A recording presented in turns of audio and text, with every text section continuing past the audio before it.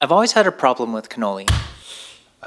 The first bite is too much chocolate and a mouthful of cream. Second bite, too much shell, not enough chocolate. The ratios are always just off. You can try fitting the whole thing in your mouth, but it's just too big.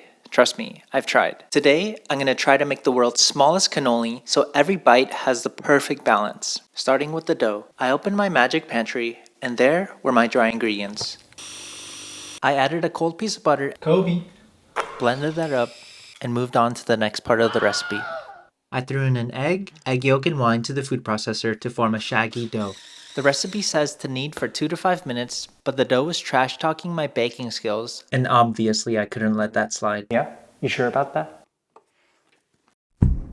Down the street with your red lips and funky beat, you better hold your head up to the sky. I'm gonna roll with you till the day I die.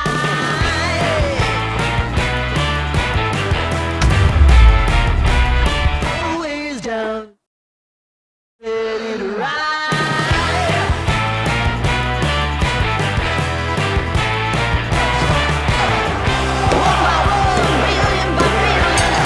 Next, I rested the dough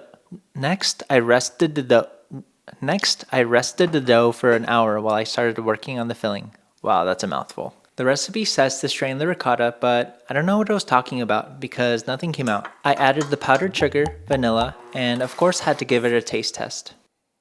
There were these grainy bits that I knew would get stuck in the piping tip down the road, so I decided to smooth out the filling to get rid of them. When I finished the filling, the dough was well rested and ready for another beating. I rolled the dough out to be as thin as my wallet after I went to dinner last night with your mom. I cut half-inch strips, whipped up some egg whites, and oiled up my straw the only way I know how. I used the egg white to seal the shell, cut, and repeat until my straw was full. Then, I poured some vegetable oil, heated to 350, and fried until golden brown. The shells look pretty good, but they crumbled as soon as I tried to take them off the straw. I was a bit frustrated, and it was a pain to clean off. I had to try a different technique.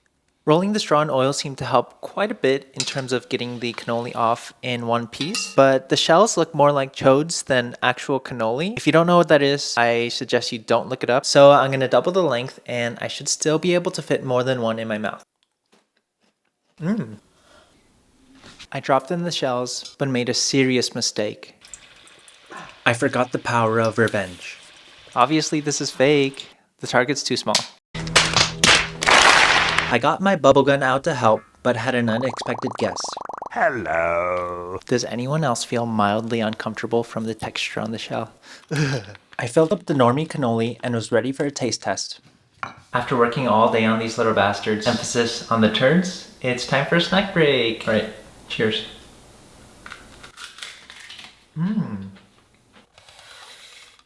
I couldn't use the mini chocolate chips that I got from the store because they were too big for my custom cannoli, so I had to melt them down to make them smaller. I poured the alleged mini chocolate chips into a bowl and microwaved in 20-second intervals until they were melted.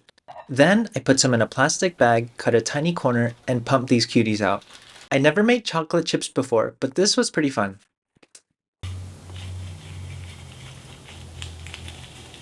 Look how cute it is! Next, I toasted my pistachios and ground them up as another topping option. Then I had my own chef's table moment. What do you think?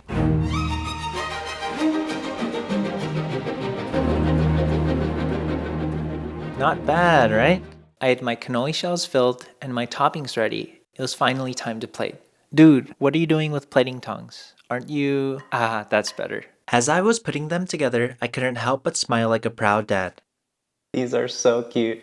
To be honest, this isn't powdered sugar, it's flour. I ran out, so I had to use a substitute. Does anyone know if eating raw flour is bad for you? Just look at the detail on these.